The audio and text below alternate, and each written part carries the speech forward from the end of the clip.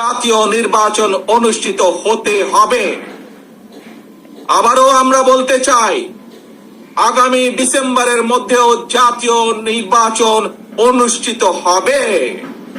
আগামী জাতীয় নির্বাচন অনুষ্ঠান নিয়ে মনে হয় এরই ভিতরে টাল বাহানা শুরু হয়েছে বা চলছে।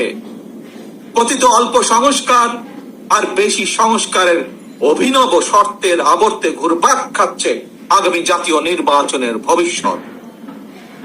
এরই ভিতরে জনগণ বিশ্বাস করতে শুরু করেছে সংস্কার নিয়ে সময়ক্ষেপণের আড়ালে অন্তর্বর্তীকালীন সরকারের ভেতরে এবং বাইরে কারো কারো মনে হয় কিছু ভিন্ন উদ্দেশ্য রয়েছে।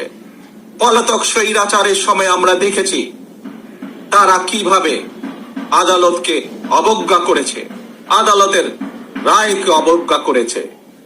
অত্যন্ত দুঃখের সাথে বলতে হয়, পলাতক স্বৈরাচারের পরে যেই সরকারের কাছে দেশের মানুষ আশা করেছিল যে আইনের প্রতি সম্মান থাকবে, আমরা দেখেছি আদালতের রায়ের প্রতি সম্মান না দেখিয়ে যারা ইশরাক হোসেনকে ঢাকা দক্ষিণের মেয়রের দায়িত্ব গ্রহণে বাধা সৃষ্টি করেছে, সেই স্বৈরাচারের সেই একই যে ঘটনা সেটির পুনরাবৃত্তি আমরা দেখতে পাচ্ছি। প্রিয় সমাবেশ, আপনাদের কাছে আমার আজকে জিজ্ঞাসা, যারা আইনের প্রতি শ্রদ্ধা দেখায় না, যারা আদালতের নির্দেশকে অবজ্ঞা করে, তাদের কাছ থেকে আমরা কতটুকু সংস্কার আশা করতে পারি? প্রিয় সমাবেশ, আমি প্রায় একটি কথা বলি, পুঁথিগত সংস্কারের চেয়ে ব্যক্তি মানসিকতার সংস্কার অনেক বেশি জরুরি। নর্থ কোরিয়ার সংবিধানে লেখা রয়েছে democratic people's republic of north Korea. সুতরাং কি লেখা আছে তার চেয়েও বেশি যেটি জরুরি তা হলো মেনে চলা। ইশরাকের ক্ষমতা গ্রহণ বা ইশরাকের শপথ গ্রহণে বাধা সৃষ্টি করে আজ আমরা আবারও স্বৈরাচারী মানসিকতার বহিঃপ্রকাশ দেখতে পাচ্ছি। প্রিয় তরুণ প্রজন্মের ভাই বোনেরা, নিরপেক্ষতা এবং বিশ্বাসযোগ্যতাই কিন্তু অন্তর্বর্তীকালীন সরকারের প্রধান পুঁজি। তাই তাদের প্রতি আমাদের আহ্বান থাকবে, তাদের প্রতি আমাদের পরামর্শ থাকবে। জনগণের বিশ্বাস ভালোবাসা নষ্ট হয় অন্তর্বর্তীকালীন সরকারের এমন কোন পদক্ষেপ নেওয়া ঠিক হবে না। একই সাথে অন্তর্বর্তীকালীন সরকারের প্রতি আবারও আহ্বান জানিয়ে বলতে চাই, গণতান্ত্রিক আমি জনগণ এবং গণতন্ত্রের পক্ষের রাজনৈতিক দলগুলোকে দয়া করে প্রতিপক্ষ বানাবেন না।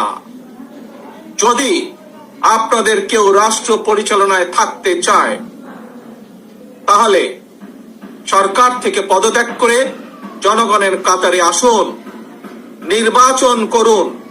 যদি ভবিষ্যতে নির্বাচনে জনগণের রায় পান, তাহলে আবার সরকারের দায়িত্ব গ্রহণ করুন। পতিত পরাজিত পলাতক স্বৈরাচারের কাছে মানুষের অধিকার প্রতিষ্ঠা কিংবা নির্বাচন কোনো গুরুত্বপূর্ণ কিছু ছিল না। সুতরাং সংস্কার ইস্যুর পাশাপাশি জাতীয় নির্বাচন অনুষ্ঠানের জন্য অন্তর্বর্তীকালীন সরকারের দৃশ্যমান প্রস্তুতি নেওয়া উচিত বলে আমরা বিশ্বাস করি বা আমরা মনে করি।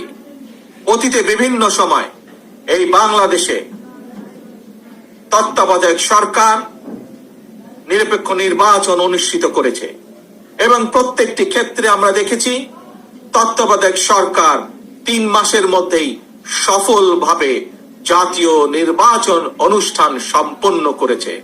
সুতরাং অতীতেই বাংলাদেশেই রেকর্ড রয়েছে 3 মাসের মধ্যে জাতীয় নির্বাচন অনুষ্ঠিত করা সম্ভব। কিন্তু আজ আমরা দেখছি 10 মাস পার হয়ে গেল, অন্তর্বর্তীকালীন সরকার নির্বাচনের দিনক্ষণ ঘোষণা করছে না। আমরা ফ্যাসিবাদ মুক্ত বাংলাদেশে জনগণের সরাসরি ভোটে জনগণের কাছে জবাবদিহিমূলক, জনগণের কাছে দায়বদ্ধ একটি সরকার দ্রুত দেখতে চায়। অন্তর্বর্তীকালীন সরকারের প্রতি আহ্বান, আগামী ডিসেম্বরের মধ্যেই জাতীয় নির্বাচন অনুষ্ঠিত হতে হবে। আবারও আমরা বলতে চাই, আগামী ডিসেম্বরের মধ্যেও জাতীয় নির্বাচন অনুষ্ঠিত হবে। হাসনাত আব্দুল্লাহ বেঁচে থাকতে বাংলাদেশে লক্ষ লক্ষ হাসনাত আব্দুল্লাহ রয়েছে। বেঁচে থাকতে এই সংস্কার কার্যক্রমের যদি বাধা আসে, সেটা কঠোর হস্তে সেটাকে জনগণকে সাথে নিয়ে সেটাকে প্রতিরোধ করা হবে।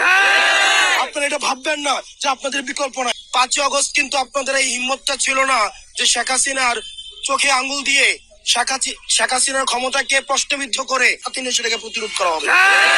আপনারা এটা ভাববেন না যে আপনাদের বিকল্প নাই। জনগণ বিকল্প খুঁজে নেবে। সুতরাং সরকারকে সহযোগিতা করুন, সংস্কার কার্যক্রমকে সহযোগিতা করুন।